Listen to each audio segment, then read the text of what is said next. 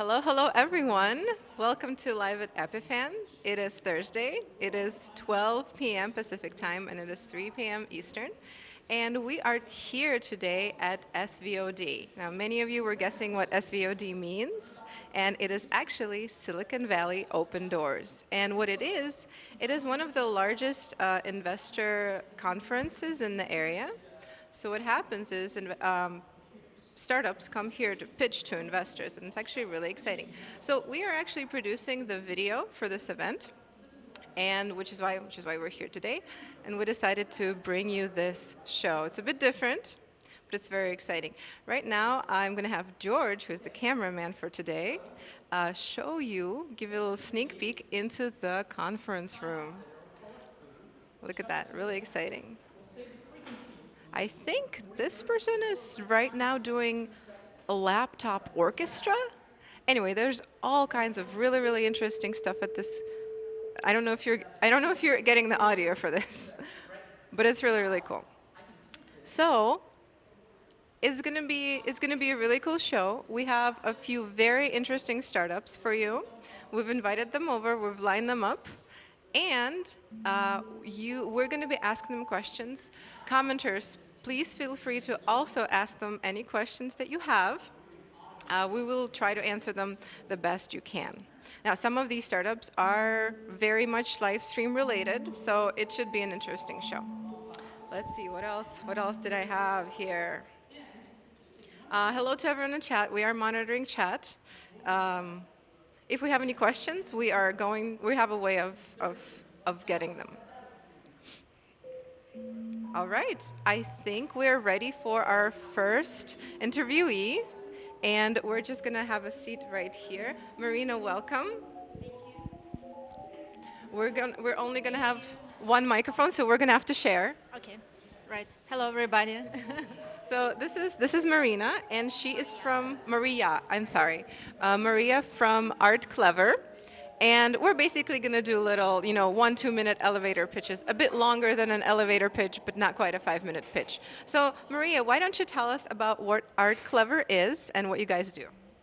artclever is online arts education platform, and it's like ready-to-use solution for universities and companies who would like to provide their training online in the field of visual arts. And we created the platform. We also like produce and film beautiful courses, video courses, and we administer. We lead the students from the beginning to the end in their learning. Yeah, and they don't need to use any other app or messenger when they are studying. So it's all online. It's an online platform. Right, but we also work in the blended form, so when you can use some online classes and also to participate in some summer school, for example, with these universities. And it really works for our partners who are located in France or Spain and like international students. That's something we deal with as well. Now, Marie, you told me earlier that you guys do webinars and you utilize live video in your work all the time. Can you tell me a little bit more about that? Yes, it's really very, very helpful to introduce some program before it started and to introduce some really like great instructor that the audience can just listen how you listen now me, and just to know better who this person I'm going to train with and to learn with, and just to ask some questions online, because our webinars are interactive, and you can, during this live show, you can ask really interested question to you. Do you know the mechanics of how you go live? Can you tell me a bit more about that?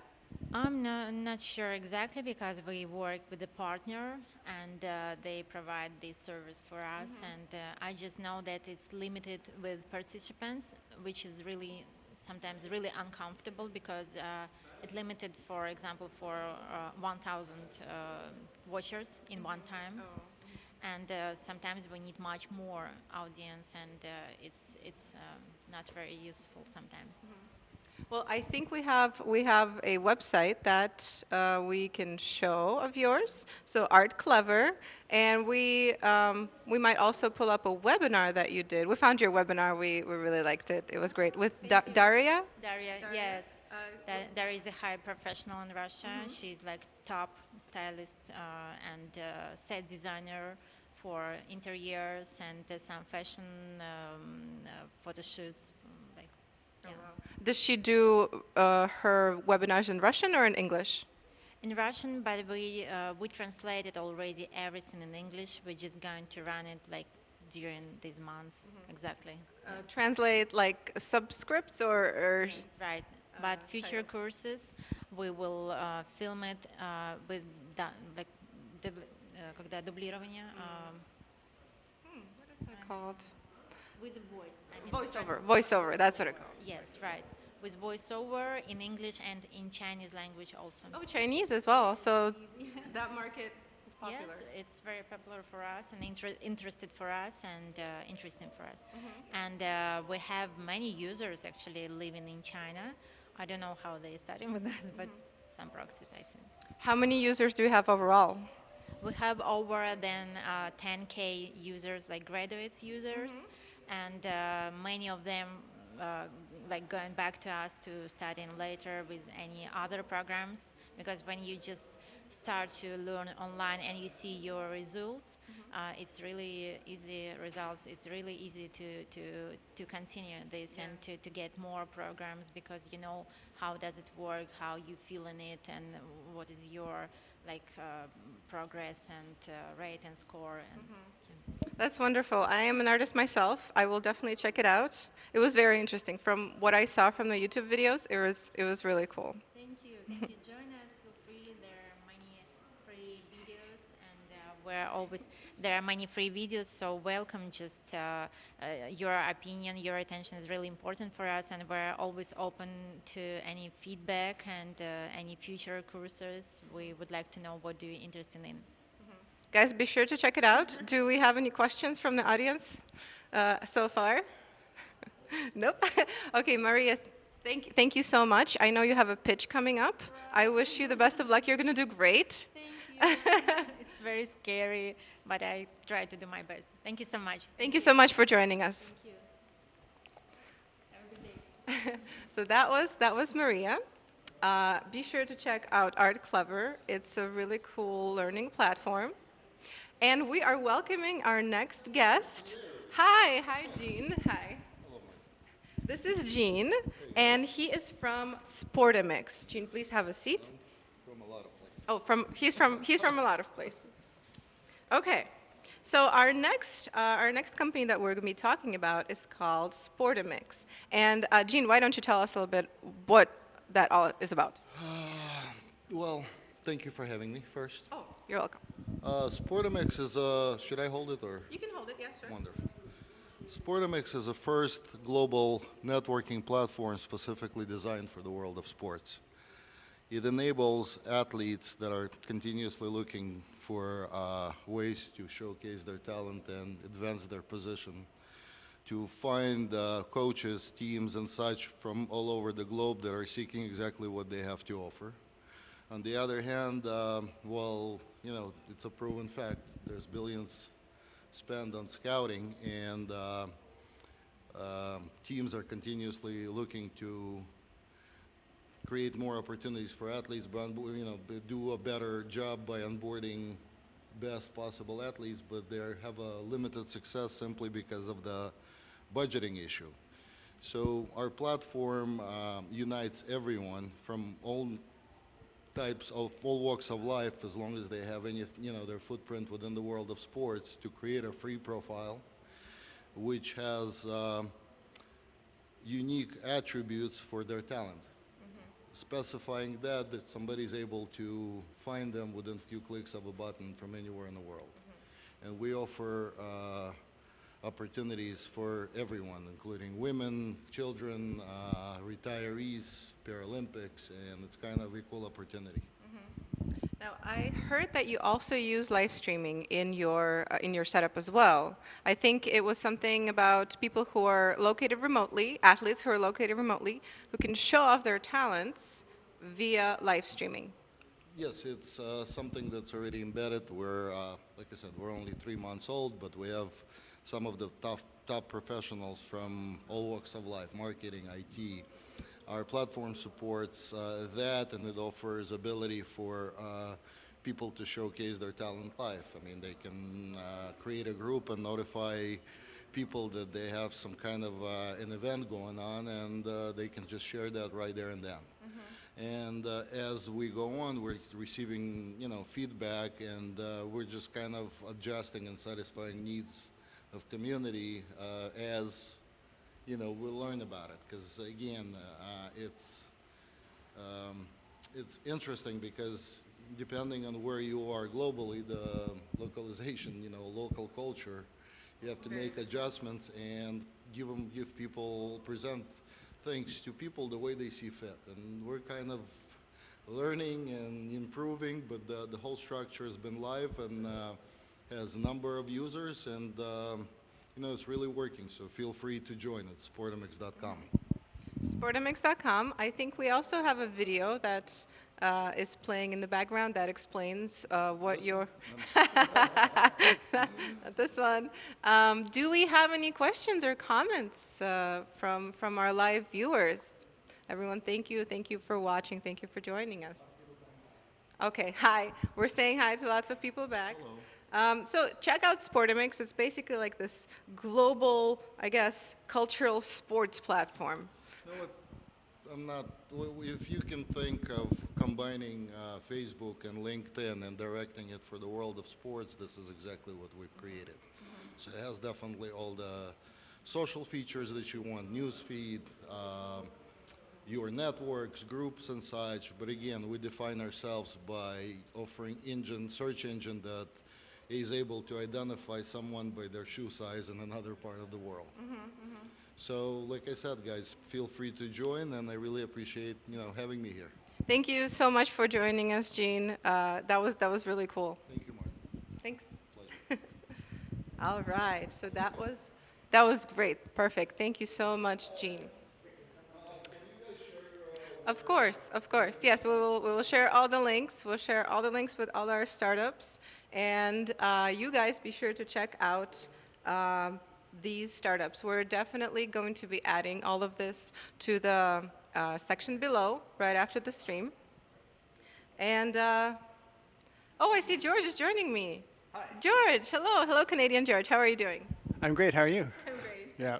So this is the section of the show where we kill time while we wait for the next guest. No, I just want to talk to you, George. George, what is your startup? Tell me all about your startup. I'm with Epiphan Video, and actually what we're doing today is kind of different from what we normally do because we get to be here at this conference, and we get to try out all of our equipment and find out the kind of stuff that our customers go through. Exactly.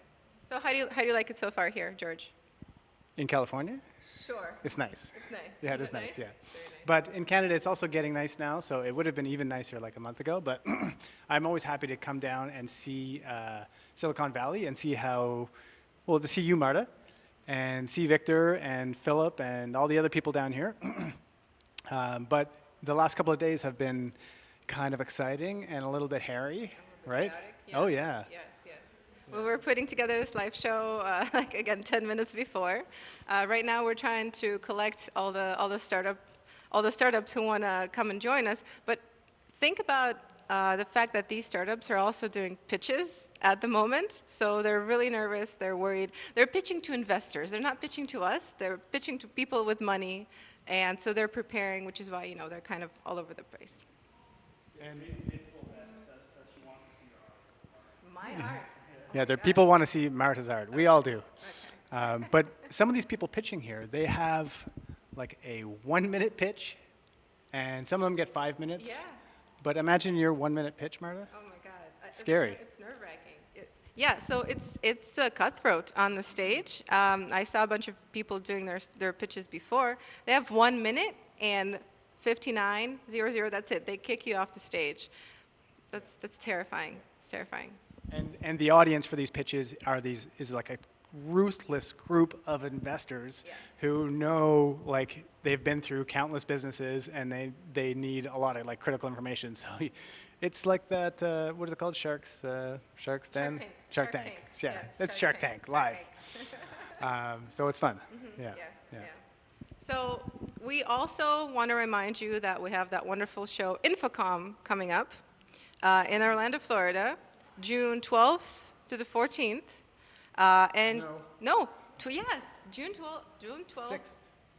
You're going to be there from the 6th? No, I thought it was from the 6th to the 8th. It's definitely from the 12th to the 14th. June. We'll go with June. Okay, June. June, booth 2504. I remember that part. But we're also going to add that into comments. Someone from Epiphan Video is going to comment that. We have a comment, why no tripod? Why no tripod? It's definitely a tripod. George, why no tripod? So what we're using here is a tripod like a monopod, and I kind of like using this because then it means you can pick up, run across the room, and set it up. And I don't know, maybe let us know what you think. Does it look all wobbly in movement and you don't like that? Because I'd like to know. Yeah. So do we have another guest lined up here, Phil? 1 minute. Yeah. And We can actually maybe talk about our setup real quick. So we have this like ad hoc setup. We're using a Pearl Mini right now to go live. We have two sources. We have the laptop on which you can see the video, and then we have this monopod tripod camera, Canon C100, right? That we're using, and all of that goes into the Pearl. And we have a few lights over here, and that's it. That's our setup. Sennheiser mic. The mic is going through the camera. Yes, George concurs. It's a very simple setup. We put it together 15 minutes before the show. We're actually going live using StreamShark right now. Canada is helping us distribute the stream to Facebook, YouTube, and Twitter. I think we're going live on Twitter for the first time. yeah, we just got whitelisted for Twitter's, what's it called? Media Studio or something like that? Media producer? I should know this. Producer. Media producer, which means we don't have to go via Periscope to live stream to Twitter. So this is our first foray into Twitter live streaming. So we hope it's working. If you're on Twitter, let us know. And it's one more platform we can stream to. We wanted to try and stream to LinkedIn as well. So gonna talk about we do that have a soon. Twitch stream going on somewhere in this building as well. So we're on a lot of platforms today. Very exciting.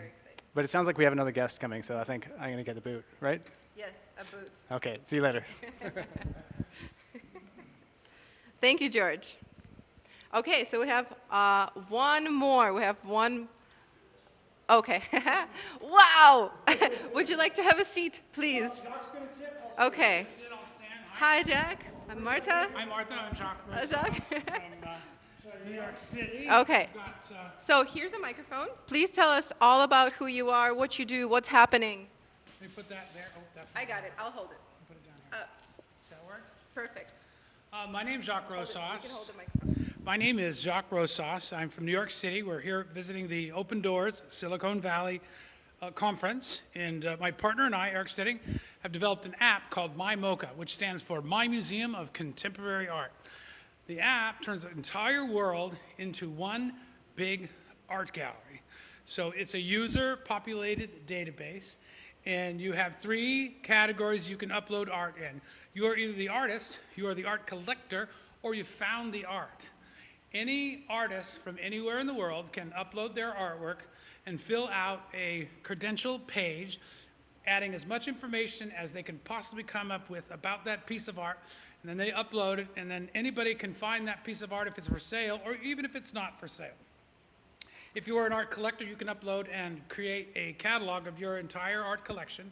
Or if you're just an art lover and you want to share the sculptures and the murals around your house, like there's a beautiful mural by my house, you can upload those and they'll become part of the global art map. So what it fundamentally does is it changes the museum experience. You go into a museum, you look at a beautiful piece of art, and there's a little tag on the bottom right-hand corner of the artwork. So you go up and you're looking at a Picasso or you're looking at a Van Gogh, often you're looking at a beautiful painting and 5 people's butts.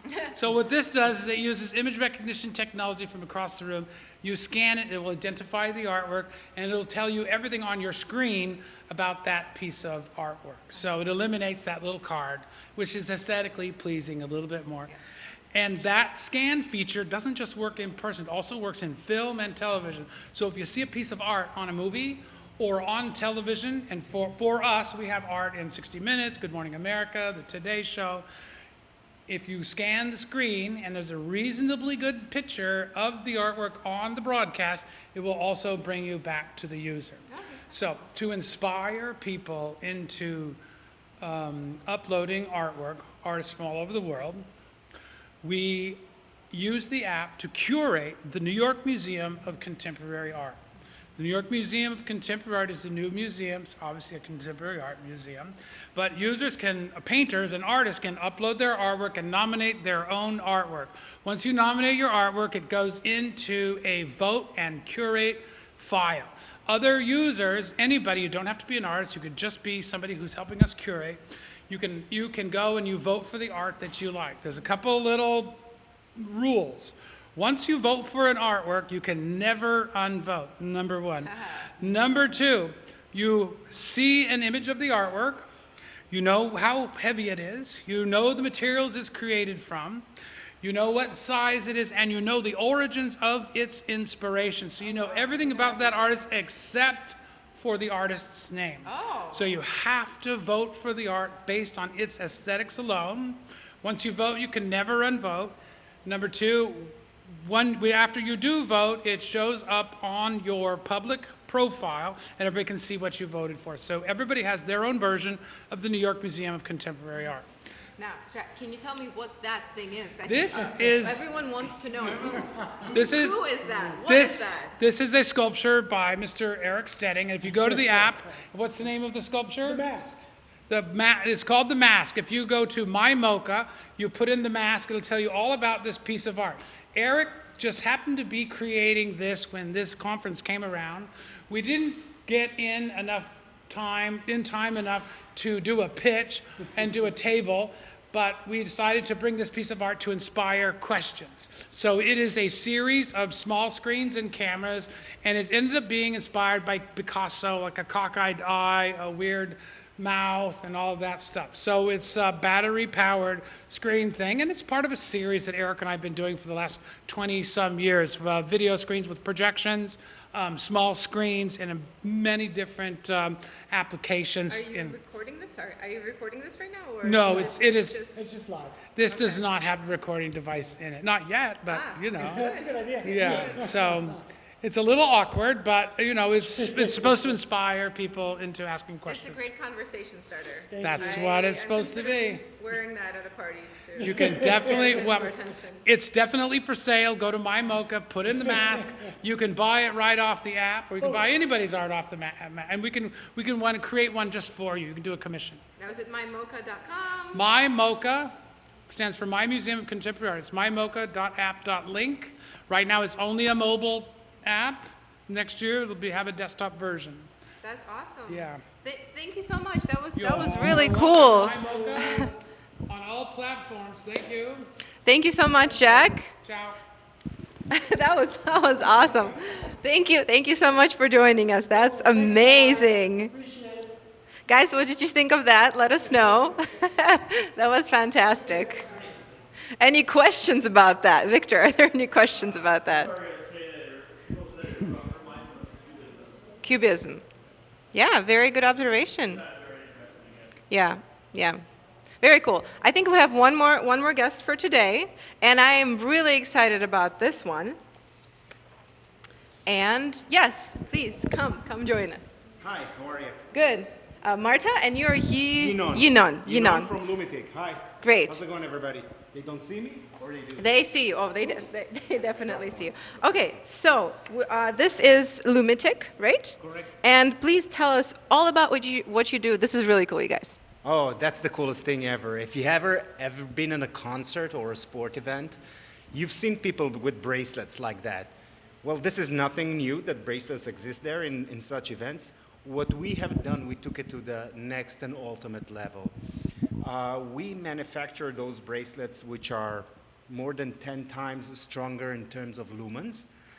But the coolest thing is that each one of those is a mobile pixel.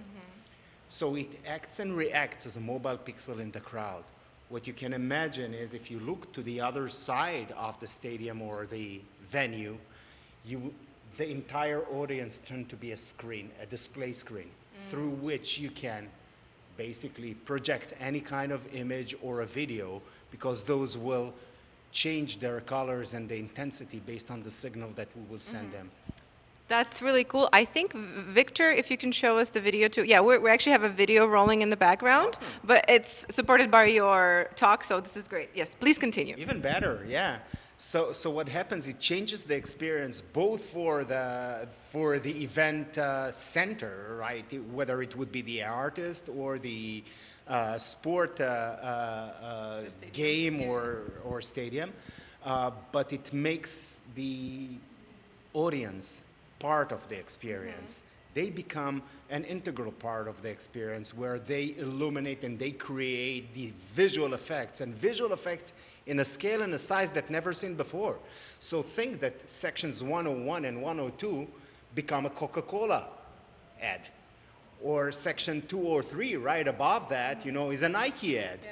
And you can, and the audience can also communicate. This thing can also connect via Bluetooth to your device. So we have an app that supports user interactivity with that. Right. You were telling me about like an example where a girl can be tweeting like Pepsi or whatever, Epiphan, exactly, hashtag Epiphan, and then you have the technology with PDZ cameras to be able to find that girl in the crowd. Oh yeah, absolutely. You can watch that video on our website if it's not filming now.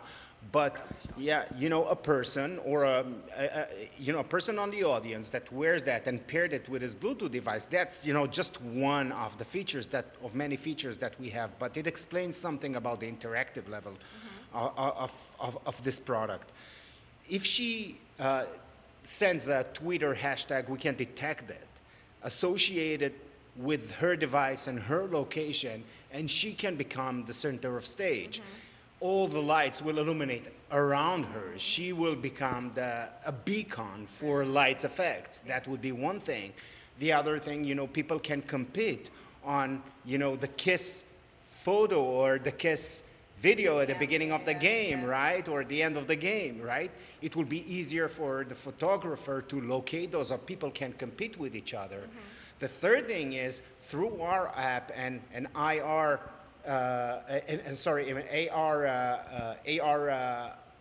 functionality that we have on our app, we have a friends finder feature in which, you can find your friend even in the other side. You basically take your camera and there he is. Yeah, and there he is, that friend. We can associate those if it's a Facebook friend of yours. So social media integration and online functionality paired with content, with any content, ability to inject any desired content, turns this bracelet's illumination from just another gadget to an advertisement platform to a whole screen, right? There's just a whole screen. A whole screen, yeah. The entire.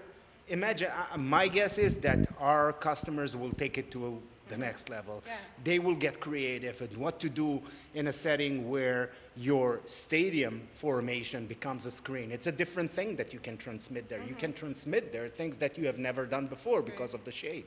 It kind of reminds me of, how when your Uber pulls up, you can shine your screen with a certain color, and then the little Uber circle also shines with that color, like Find My Uber. Yeah. So I'm thinking of an application like Find My Child. How on your phone you have Find Your Phone. So you have that bracelet on your child, and you're like, okay, Jimmy, where are you? Okay, there you are. Exactly. So the technology that we have implemented here could be used for many other applications outside the entertainment industry, whether it would be because what we do also, we create some kind of a mesh network through which we can locate and associate location of devices in any type of terrain, right? Because we track both the X, Y, and Z axis, so we can basically map those devices and know how to communicate with them. So they could be used for, patient location in hospitals, or agriculture monitoring and things like that. We will not be focusing on that in the next year or so. Our key focus is the entertainment industry, because that's where we can deliver immediate value, and we have that worked. We've done 2 events in Europe. We are just launching now in America. We have done 2 proof of concepts in Europe, and they worked phenomenally well. The reaction from the organizers and from the audience was overwhelming, and I can see what's happening here. People just stopping by all the time. Yeah, guys. Yeah, questions. Okay, so first question, how do they communicate? Does it use 2.4 gigahertz? How does it communicate? How do they communicate with each other and with like the base station, I guess? That's an excellent question. From a frequency and bandwidth standpoint, 2.4 gigahertz is from an information flow and the way that we register the device and send information to them.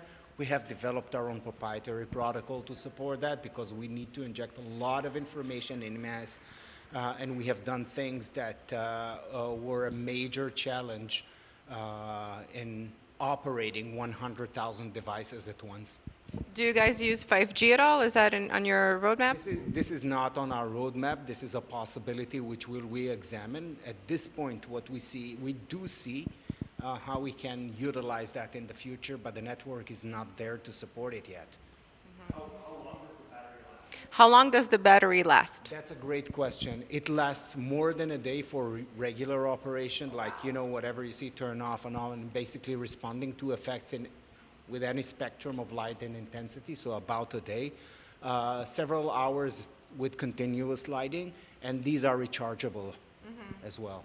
So it doesn't matter if the people move around in the crowd, the image is still going to stay consistent. Yes, exactly. And you got it right, because what happens is, if you want to retain a steady image, whether it's a steady logo or a movie, you got to make sure that the image stays there. So we have the technology to compensate of movement. So if a pixel moves, it gets the color that it needs to project based on the location, by communicating with the devices that next to it and with our entire system. Yeah, because you don't want your pixels moving around out of order. Of course. Any more questions? All right. The first one is, do they vibrate? Do they vibrate? Not now. Not yet. I think it's really, is this good for a waiting line at a restaurant? Is this good for a waiting line at a restaurant? I think so, but I don't know how much money we would make out of it. So, in a typical show, how many devices do you need to have for this, beautiful kind of? How many devices do you need to have for a good screen? That's one of the better questions we have, and it's true, right? You need some critical mass. 1,000 and above, people will start enjoying this. Yeah, that's lots of questions. We had lots of good comments. Nice idea. Beats the heck out of the big players and so on. We really like this idea. Check them out at lumitic.com. Yes. Yes. Absolutely. Thank you so much for doing your pitch, telling us all about this. We think this is really cool. We love this idea. Thank you so much, and thanks the audience. Thank you very much for joining online and for your questions. Thank you. Thank you, Yinan, so much. All right, guys. That's all the presenters that we had. Thank you so much for joining us. Thank you for all your comments and for watching. And please join us next week. Next week, we're finally letting Ottawa do their thing, do the live show. It's going to be, I think it's about LinkedIn. It might be about LinkedIn. Anyway, join us next Thursday, 3 p.m. Eastern, 12 p.m. Pacific. And thank you all for watching. Bye.